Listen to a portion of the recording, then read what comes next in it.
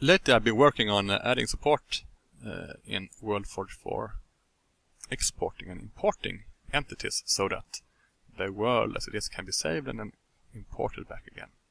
I'm going to show you some of that, how it works. So this is Ember connected to my local machine where I'm running an instance of Syphesis. So let's log in and use an admin character.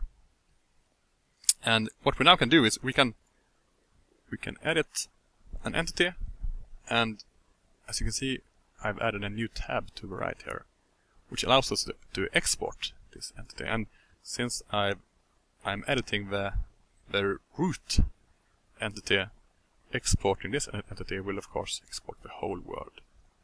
And we can change some of these things. We can change the name of the file name. We can add an optional name, test export, and an optional description. We want that also.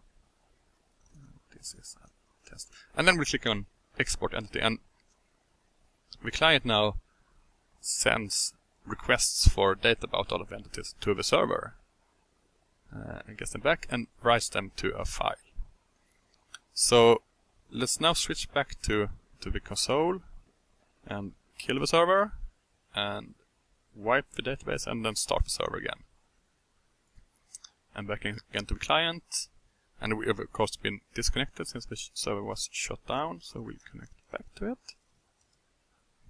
Log in as an admin client and use a creator, and we're now in an empty world. So we want to import what we previously exported. So we'll bring up the entity creator, and here's also a new tab, exports, to the right, which lists all of the available exports or the files. And this is the one we previously exported, and you can see the name and description and the number of entities. So let's start importing it. So now the client walks through the file of entities and sends create operations to the server for each of these entities. As you can see, this is a bit slower than previously when we exported. And you can walk around while this is happening. See what's happening also. Most of these entities being created are probably trees, because there's a lot of trees in the default Mason world. You can see some of them popping up in the distance here.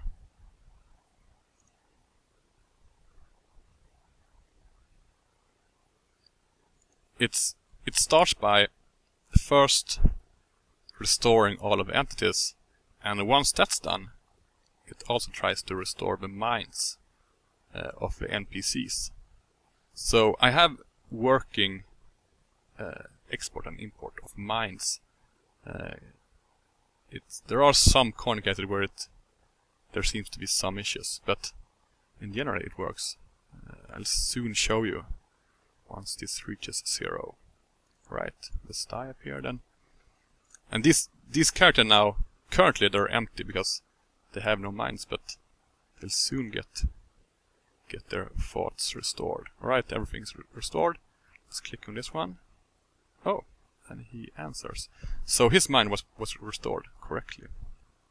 So this is an example of some of the offering work I've been doing lately.